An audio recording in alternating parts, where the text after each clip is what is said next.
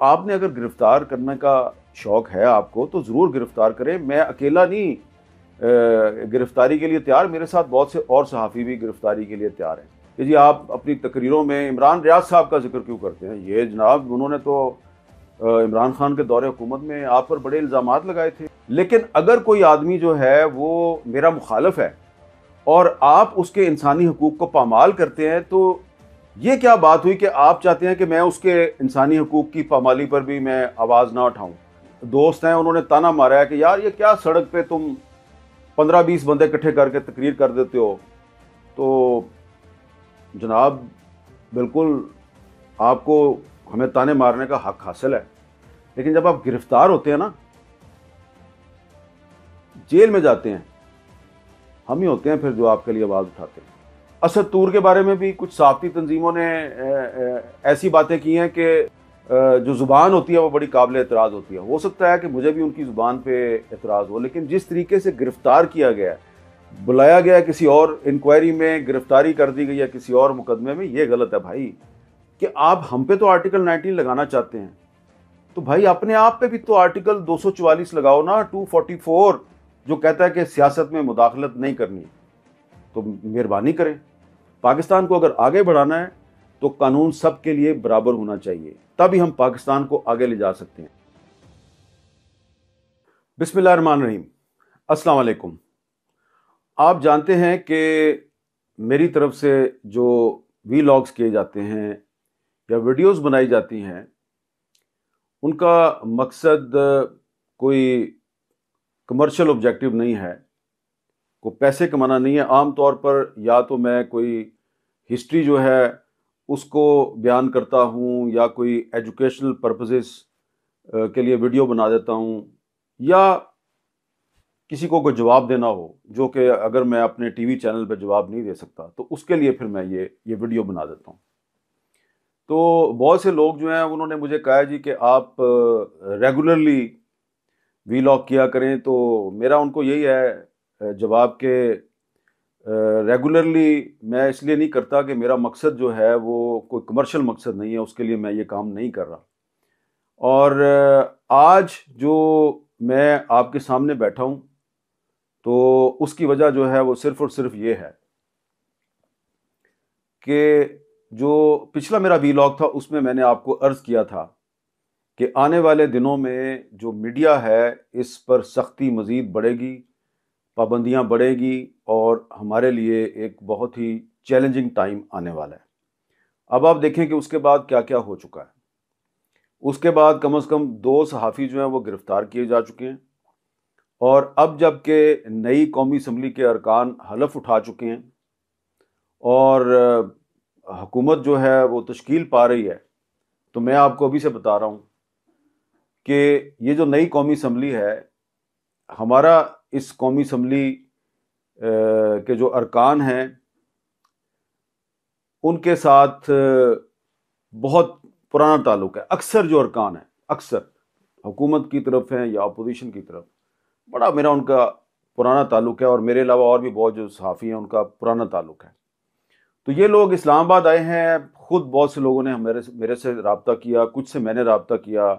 ساری بات ہے ایک دوسرے کو مبارکباد دی جاتی ہے. تو سارے جو لوگ ہیں، خواہ ان کا تعلق حکومت سے ہے خواہ اپوزیشن سے ہے، وہ چاہتے ہیں کہ یہ جو نئی پارلیمنٹ آئی ہے اس کو تھوڑا سا اب ہم آگے لے کے چلیں، پاکستان کو آگے لے کے چلیں.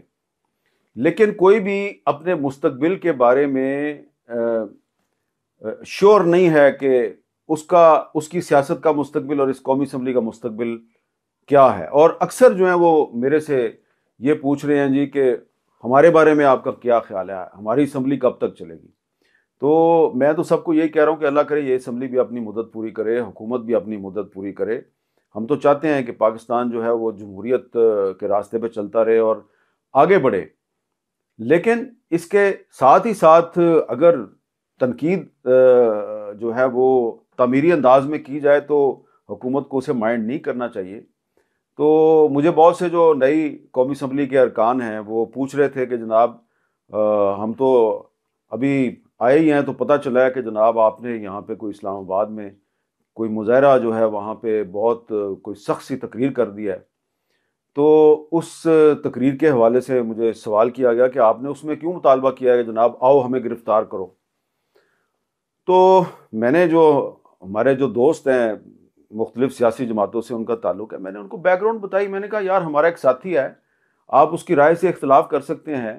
اس کو گرفتار کر لیا گیا ہے، اور اسد طور جو ہے وہ جب تحریک انصاف کی حکومت تھی اس کو اس وقت بھی گرفتار کیا گیا، اس وقت بھی اس پر مقدمے بنے. اب دوبارہ اس پر مقدمہ بنا کے اس کو گرفتار کر لیا گیا ہے.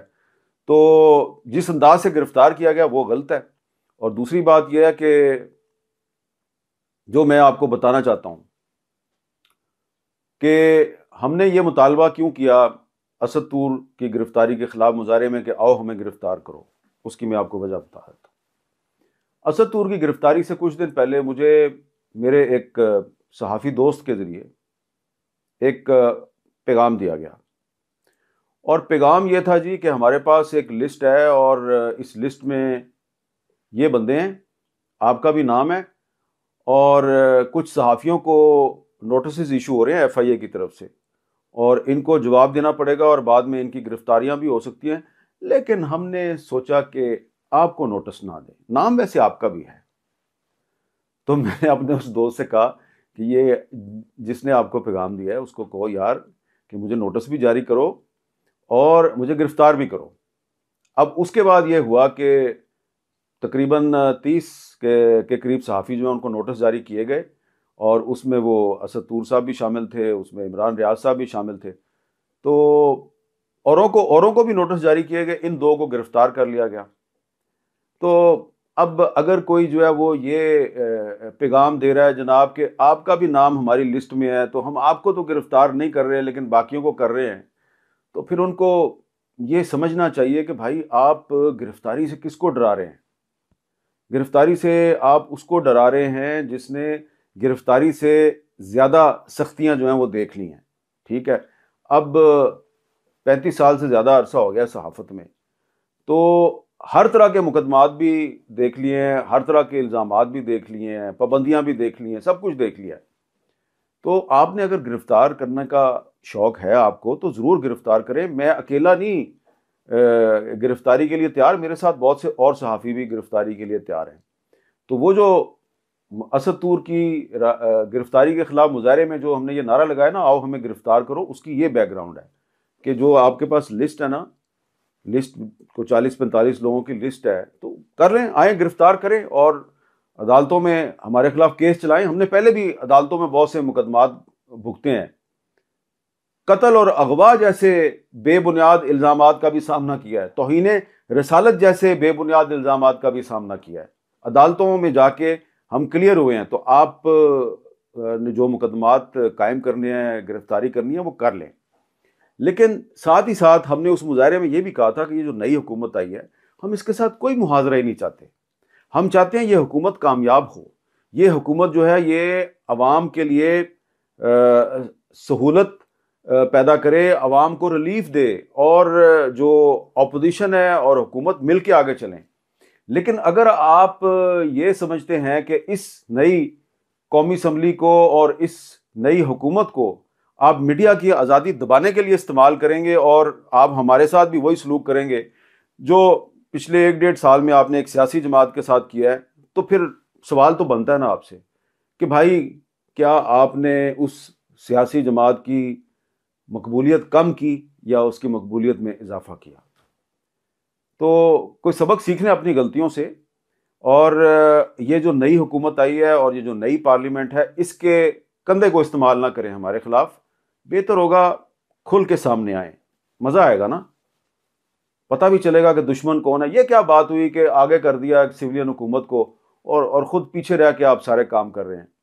تو یہ جو نئی سویلین حکومت آئی ہے، سیاسی حکومت آئی ہے، ہم اس سے بالکل کوئی لڑائی نہیں کرنا چاہتے. لیکن اگر یہ حکومت جو ہے یہ ہمارے خلاف قانون سازی کرے گی، ہمارے ساتھیوں کو گرفتار کرے گی، تو پھر آواز اٹھانا تو ہمارا حق بنتا ہے.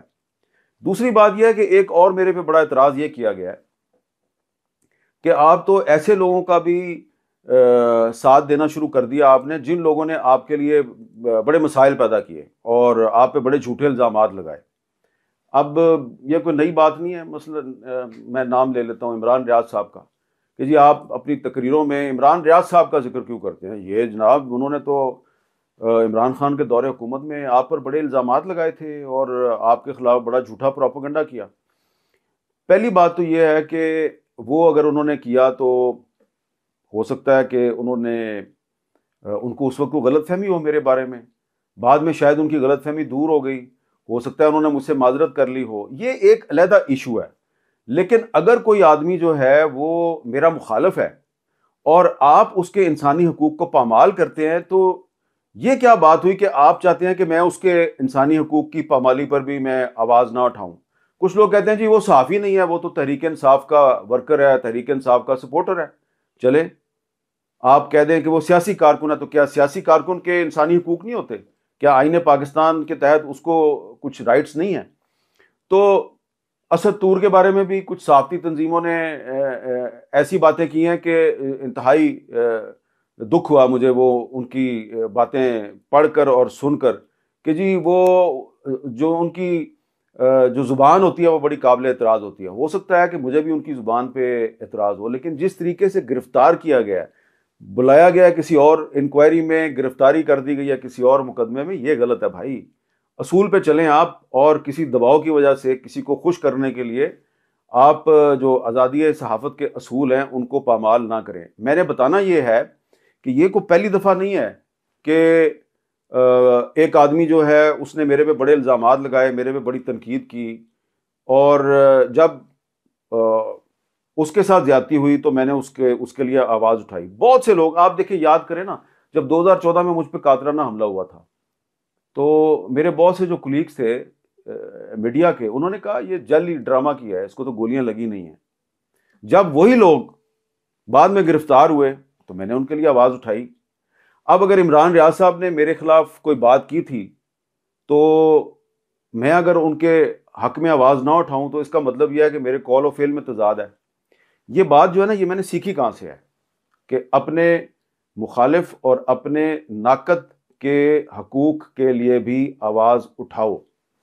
یہ بات میں نے سیکھی ہے اپنے ان بزرگوں سے جنہوں نے مجھے صحافت سکھائی، اور جو نہ صرف صحافت میں ہمارے استاد تھے بلکہ وہ صحافت میں ہمارے لیڈر بھی تھے، اور Pakistan federal union of journalist کے صدر تھے جنرل ضیاء الحق کے زمانے میں نثار عثمانی صاحب۔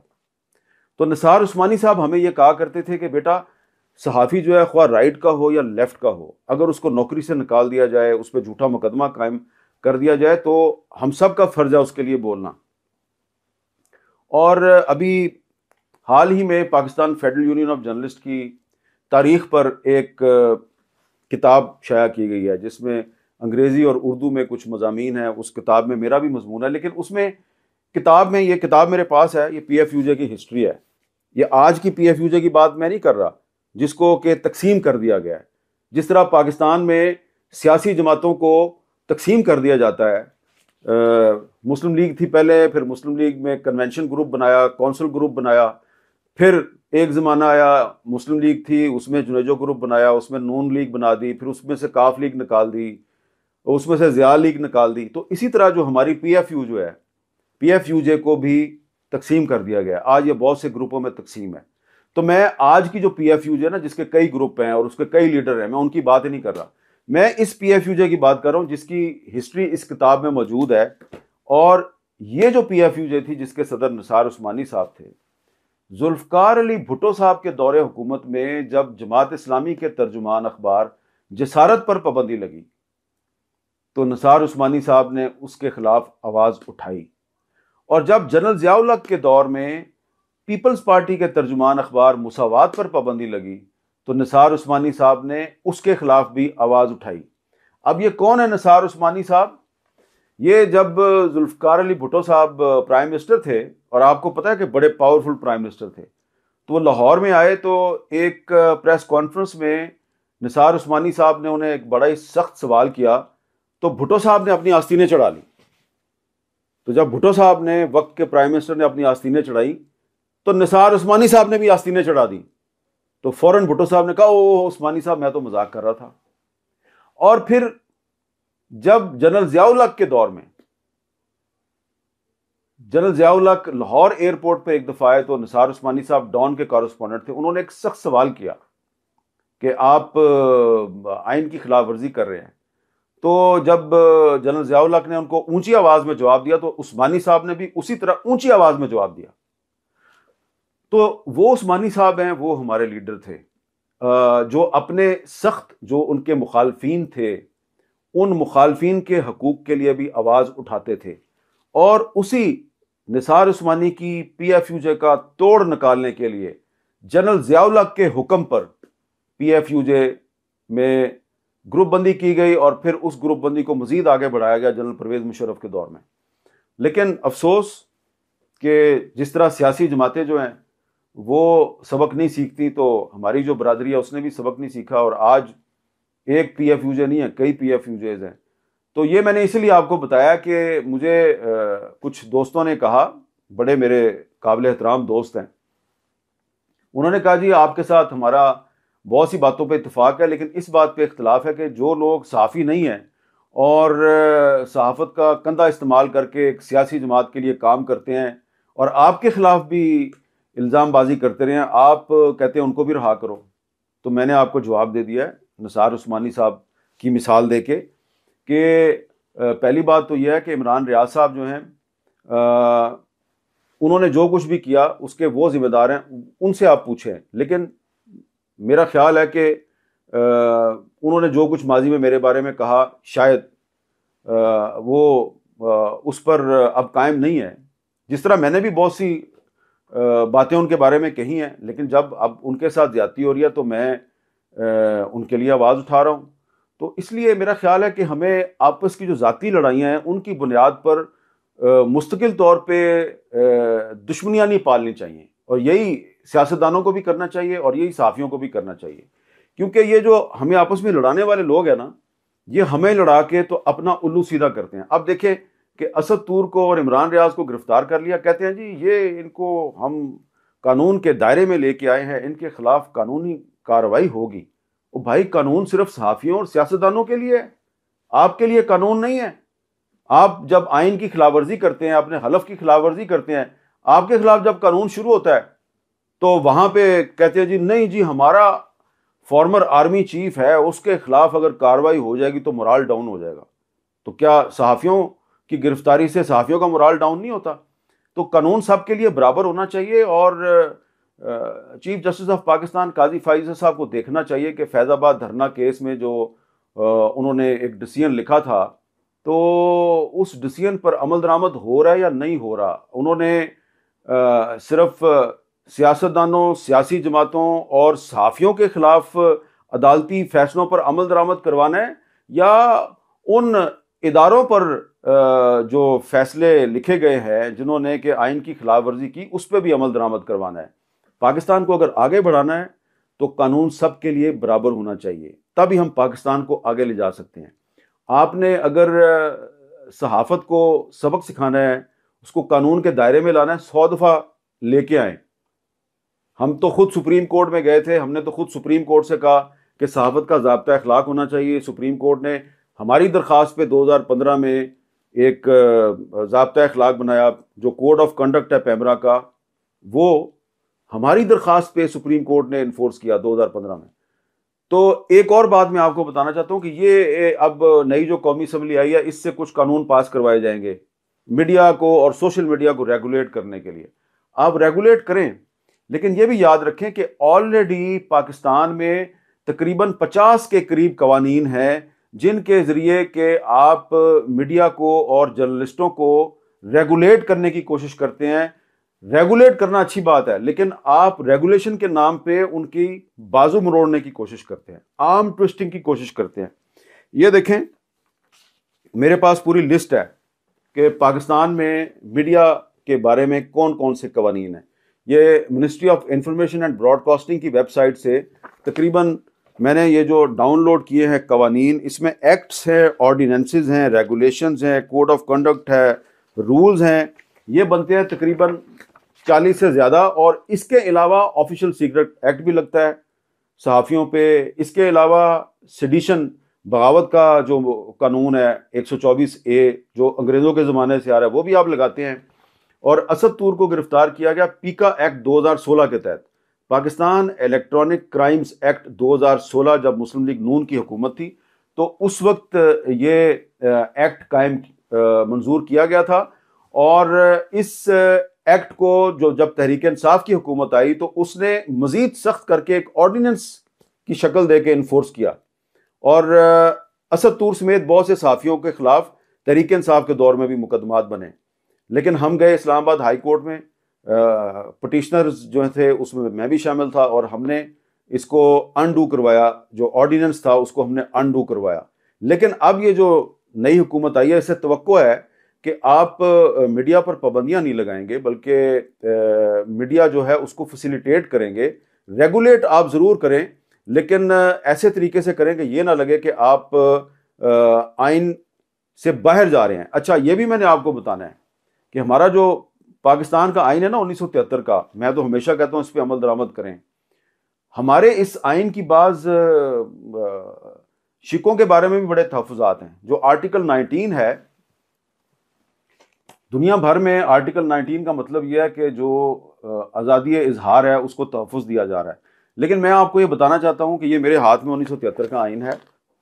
اس کا جو آرٹیکل 19 ہے اس میں آزادی اظہار کو بہت سی پابندیوں کے ساتھ مشروط کیا گیا ہے. اس میں بہت سی پابندیاں آلریڈی موجود ہیں. سننے میں آپ کو پڑھ دیتا ہوں آرٹیکل 19.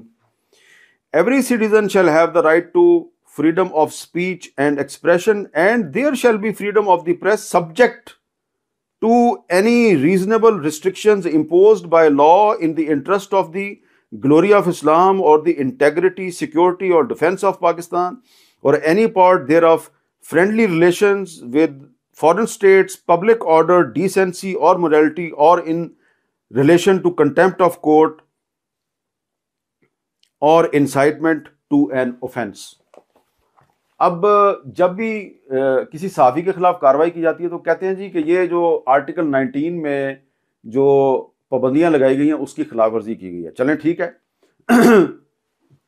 اگر یعنی کہ میں امریکہ پہ تنقید کر دوں کہ امریکہ نے پاکستان کے بارے میں جو یہ بیان دیا ہے وہ غلط ہے.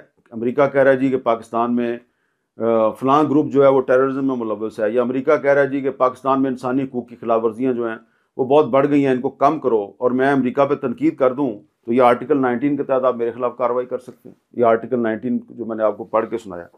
چلیں ہمیں تو یہ قبول ہے آرٹیکل 19. تو گزارش ہماری یہ ہے بڑے احترام کے ساتھ کہ آپ ہم پہ تو آرٹیکل 19 لگانا چاہتے ہیں تو بھائی اپنے آپ پہ بھی تو آرٹیکل 244 لگاؤ نا، 244 جو کہتا ہے کہ سیاست میں مداخلت نہیں کرنی.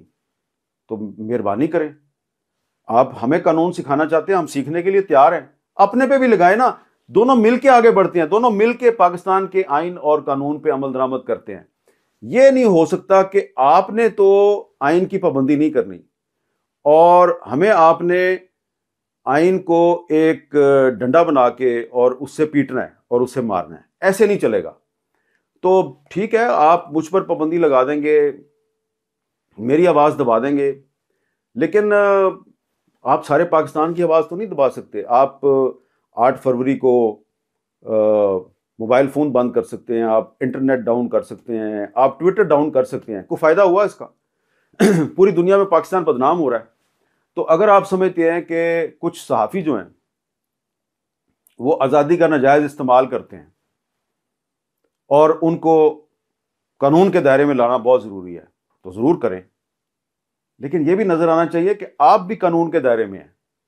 یہ نہیں ہو سکتا کہ ایک صاحب جو ہیں وہ میرے ایک صحافی کولیگ کو واٹس ایپ پہ میسج کریں، یہ حامد میر جو ہے نا، یہ اس کے خلاف تم یہ ٹویٹ کر دو.